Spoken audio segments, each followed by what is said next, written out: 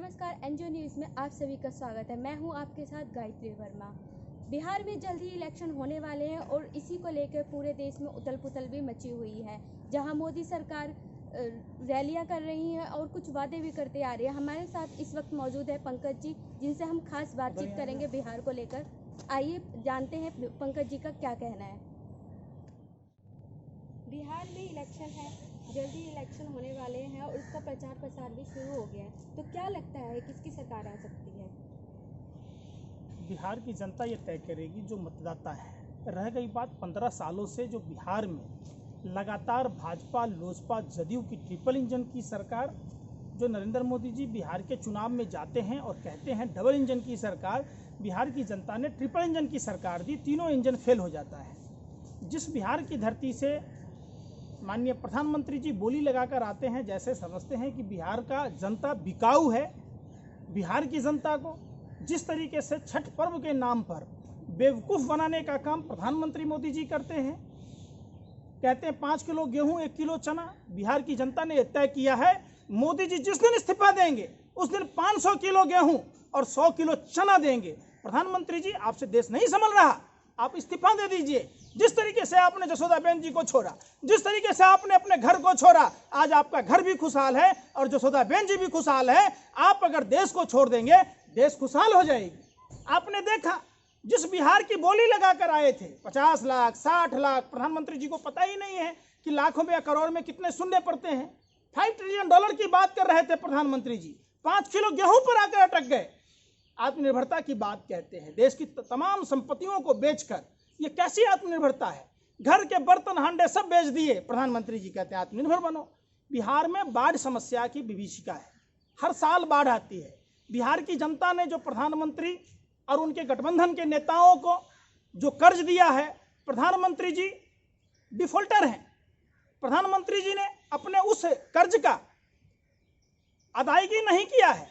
जब एक बार कर्ज हुआ, 2 बार हुआ, 3 बार हुआ, जब पुराने कर्जा चुकता नहीं किए तो प्रधानमंत्री जी को कैसे दोबारा नया कर्ज मिलेगा? तो प्रधानमंत्री जी के जो सहयोगी लोग हैं, भाजपा, लोजपा, जदयू के नेताओं का इंतजार बिहार की जनता पुराने चप्पल जूतों से कर रही है। चूंकि इन्हें 15 साल के दरमियान बिहार में अस्पताल की व्यवस्था नहीं की।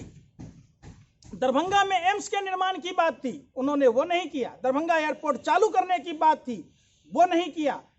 दरभंगा मुजफ्फरपुर लाइन की बात थी, वो नहीं किया। दरभंगा में हाईकोर्ट बेंच की स्थापना की बात थी, उन्होंने ये नहीं किया। संपूर्ण बिहार में अगर कोसी, कमला, गंडक, बागमती, महानंदा नदियों पर डैम बनाया होता तो आज बिहार आत्मनिर्भर होता। पंजाब, हरियाणा जैसे राज्य को हम पीछे छोड़ सकते थे। किस तरीके से नून रोटी खाएंगे, भाजपा को जिताएंगे। नमक हराम नमक हलाल नेताओं ने बिहार के मजदूरों के लिए ट्रेनें बंद करा दी। जब तक व्यापम घोटाला वाले आटा चोर कंस मामा की सरकार नहीं बनी, मजदूरों को भाजपा शासित राज्यों में, चाहे वो हरियाणा हो, कर्नाटक हो, गुजरात हो, मजदूरों को भूखे मरने को, पैदल चलने को मजबूर किया। जो सरकार हवाई चप्पल वालों को हवाई यात्रा कराने की बात कर रही थी, उसने हवाई चप्पल छीनने का काम किया।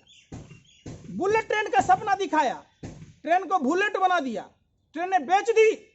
ये मन की गति से चलने वाले मोदी जी के बुलेट ट्रेन है, जो घर घर आदमी को पिकअप करेगी, ड्रॉप करेगी। ट्रेन रहेगा ही नहीं।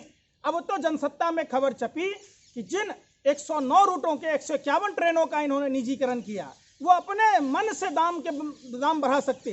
जो भारतीय रेल भारत की जनता के जीवन रेखा के रूप में जाना जाती थी, खास करके उत्तर प्रदेश और बिहार के युवाओं के साथ प्रधानमंत्री ने बहुत बड़ा विश्वासघात किया।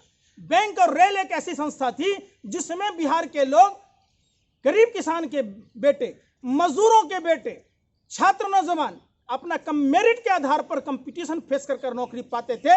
इनके गुरु अटल बिहारी वाजपेयी बैंकिंग भर्ती बोर्ड खत्म किया, इन्होंने बैंक ही खत्म कर दी। कहाँ जाएंगे बिहार के युवा? कोई माँ बाप अपने बच्चों को इसलिए नहीं पढ़ाता मोदी जी कि मंदिर के आगे जाके भिखारी बन के भीख मांगे। मोदी जी, बिहार में शिक्षा का स्तर आपने खराब किया, आपकी सरकार ने खराब किया। स्वास्थ्य का स्थिति पूरे विश्व में जाहिर है कि बिहार में एम्बुलेंस की कमी के कारण बच्चों की मौत हो जाती है। जिस बिहार में पीपीए किट की जरूरत थी, उन्होंने पीपीए किट नहीं दिया। किस तरीके से बिहार की जनता के साथ इन्होंने धोखा किया, बिहार की जनता इनको कभी माफ नहीं करेगी। इलेक्शन नज़दीक है, देखा जा रहा है कि बीजेपी डिजिटली अपना प्रसार कर रही थी। कांग्रेस इसमें चुप क्यों है? इसमें कहीं कांग्रेस का दिखाई नहीं दे रहा है, क्या है इसके पीछे राज? भाजपा के पास कोरोना फंड का पैसा है, भाजपा के पास पीएम केयर फंड बनाया था इन्होंने देश की जनता से। मोदी जी कहते 40 साल हमने भीख मांगे, इनका भीख मांगना पुश्तैनी धंधा है, ये उसी अनुरूप में काम कर रहे थे। कोरोना के नाम पर जो इन्होंने पैसा लिया, उससे बिहार में कितने एम्बुलेंस भेजे, कितने कोरोना का किट में भेजा गया, पीपीए किट हो, मास्क हो। अब देखिए प्रधानमंत्री जी N95 मास्क के बारे में 333 रुपये का महात्मा गांधी का फोटो हटा के अपना फोटो लगा लिए, कहते हैं महात्मा गांधी से भी बड़े हम हैं, राष्ट्रपिता महात्मा गांधी के भी अपमान करने वाले लोग हैं। 333 रुपये में पूरे हफ्ता का राशन आएगा, प्रधानमंत्री जी कौन खरीदेगा? और अमिताभ बच्चन जी ने तो घंटी भी बजाई थी, थाली भी बजाई थी, दिया टॉर्च मोमबत्ती भी जलाया था, तो फिर उनको कोरोना कैसे हो गया? ये जो फर्जीवाड़ा है प्रधानमंत्री जी का सब कोई देखता है। जो चीज़ को बेसिक ज़रूरत है, पुलवामा की घटना में बिहार के कई फौजी मरे थे, तो क्या पुलवामा कांड के बाद एनआईए चार्जशीट दाखिल क्यों नहीं कर पाई? वो कार का पता क्यों नहीं चला जिसमें 300 किलो आरडीएक्स था? आपने देखा होगा सेना के सहायता वीर कोष में 258 करोड़ रुपए आए थे, उन मृतक के आश्रित के परिवारों को मुआवजा नहीं मिला। दूसरी बात, अभी गलवान घाटी में बिहार रेजिमेंट को जबरदस्ती भेज दिया कि चूंकि वहां चुनाव था, जब भारत तिब्बत पुलिस थी तो उनको भेजा जाना चाहिए, जो हर इलाके का एक्सपर्ट होता है, उनको अनभिज्ञता नहीं थी, जानकारी थी। तो इस हिसाब से किस तरीके से इन्होंने बिहार चुनाव में कैश करने का कोशिश किया। जब भी कोई घटना देश में होती है तो आप जो घटना देखेंगे, चाहे पुलवामा कांड हो, उरी का हो, पठानकोट का हो, कोई भी घटना हो, चुनाव के वक्त ही क्यों होता है? अब फिर ये चाइना को ब्रह्मास्त्र दे दिए कि 1 इंच जमीन हमारा कैप्चर नहीं किया, तो नहीं किया तो हमारे भारत माँ के वीर सपूत कैसे शहीद हुए, 78 जवान घायल कैसे हुए, 10 जवानों को रिहा कैसे किया गया? आज भी चाइना हमारी जमीन पर आकर पिकनिक मना रहा है और भारत सरकार हाथ पर हाथ धर के बैठी है। ये कहते थे 1 सर के बदले में 10 सर लाऊंगा, आंखें लाल करके दिखाऊंगा। इनके रक्षा मंत्री राजनाथ सिंह जी कहते थे कि चाइना आती है हमारे जमीन पर पिकनिक मना के जाती है। मनमोहन सिंह जी, आप में कुवत नहीं है, कांग्रेसियों आप में दम नहीं है, तो आपका 56 इंची का सीना कहां गया? टाई फुस हो गया। आप भी निकम्मे निठल्ले लोग हैं। इनके मोहन भागवत कहते थे, जो जर्मनी के यूरोसिया से आए हुए हैं, वो देश के बारे में क्या जानेंगे? वो कहते थे 3 दिन में हमारी फौज खड़ी हो जाएगी। आज कितने दिन हो गए? क्यों नहीं आरएसएस के चड्डी वालों को लाठी डंडा भाला लेके भेजा जाता है चाइना बॉर्डर पर जमीन खाली कराने के लिए? ये क्या देश में दंगा फसाद कराने के लिए है? देश के अमन भाईचारा समाप्त करने के लिए है? ये कल भी अंग्रेजों के दलाल थे, आज भी विदेशियों के दलाल है। जिस स्वामी विवेकानंद इंटरनेशनल फाउंडेशन में चाइना की 9 संस्थाओं ने चंदा दिया, उस पर प्रकाश नहीं डाला गया। जो पेटीएम 500 करोड़ रुपया चंदा दिया, उस पर प्रकाश नहीं डाला गया। टिकटॉक पर डॉक्टर सरकार ने पूछा था, डॉक्टर शशि थरूर जी ने पूछा था, तब इनके गृह राज्य मंत्री जी किशन रेड्डी कहते हैं टिकटॉक से देश की सामरिक व्यवस्था को खतरा नहीं है। तो आज कैसे खतरा महसूस हुआ? आपको बैन करना पड़ा। इनके दूरसंचार मंत्री रविशंकर बाबू कहते हैं कि खतरा को भांपते हुए बैन किया गया, तो क्या इतने दिन देश को अंधकार में रखा गया? ये देश पूछता है भारत, और भाजपा नेताओं पर थूकता है भारत।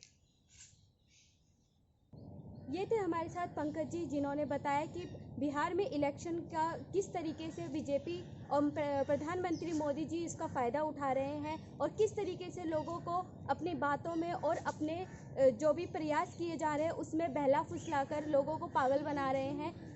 एनजीओ न्यूज़ के साथ गायत्री वर्मा।